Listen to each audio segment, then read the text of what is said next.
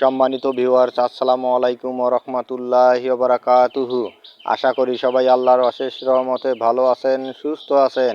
এই চ্যানেলে আরেকটি নতুন গুরুত্বপূর্ণ ভিডিওতে আপনাদের সবাইকে স্বাগতম। আজকে আলোচনা করব ৬০,০০০ জনবল নিয়োগের বিজ্ঞপ্তি আসছে। বিস্তারিত থাকছে ভিডিওতে। এই ভিডিওটি দেখার আগে যারা এই চ্যানেলে একদম নতুন তারা অবশ্যই চ্যানেলটি সাবস্ক্রাইব করে পাশে থাকা বেল আইকনটি প্রেস করে দিন। আর যারা ইতিমধ্যে সাবস্ক্রাইব করেছেন তাদেরকে জানাই অসংখ্য ধন্যবাদ। ৬০,০০০ জনবল নিয়োগের বিজ্ঞপ্তি আসছে।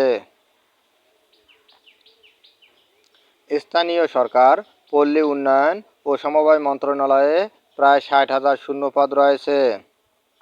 শিগগির বিজ্ঞপ্তি প্রকাশিত হবে, পাশাপাশি নিয়োগ প্রক্রিয়াও শুরু হবে। স্থানীয় সরকার, পল্লী উন্নয়ন ও সমবায় মন্ত্রণালয়ে প্রায় ৬০,০০০ শূন্যপদ রয়েছে।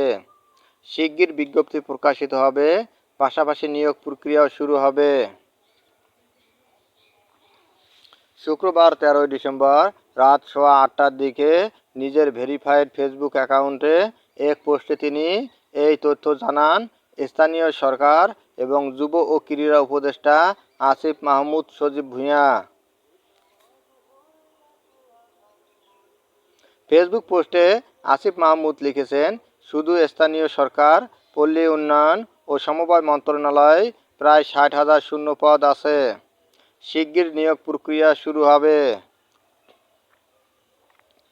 এর আগে গত ২ ডিসেম্বর জনপ্রশাসন মন্ত্রণালয়ের চিঠিতে জানানো হয়েছে, সরকারি কর্মচারীদের পরিসংখ্যান ২০২৩ অনুযায়ী বর্তমানে সরকার অনুমোদিত শূন্যপদে সংখ্যা ৪,৭৩,০০০ সম্প্রতি বাংলাদেশ পিএসসি ৪৭তম বিসিএস নিয়োগ পরীক্ষার মাধ্যমে ৩,৬৮৮টি শূন্যপদ পূরণের জন্য বিজ্ঞপ্তি প্রকাশ করেছে।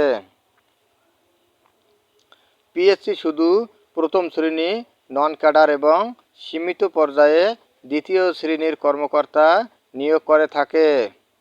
সরকার থেকে অনুমোদিত অন্যান্য পদগুলো সংশ্লিষ্ট মন্ত্রণালয়, বিভাগ, অধীনস্থ দপ্তর, সংস্থা, কর্পোরেশন, কোম্পানি থেকে পূরণ করা হয়ে থাকে। চিঠিতে আরও বলা হয়, ছাত্র জনতার গণ অভ্যুত্থানের মাধ্যমে বর্তমান অন্তর্বর্তী সরকার জনগণের প্রত্যাশা পূরণ এবং শিক্ষিত তরুণদের বেকারত্ব লাগবে নিরলসভাবে কাজ করে যাচ্ছে।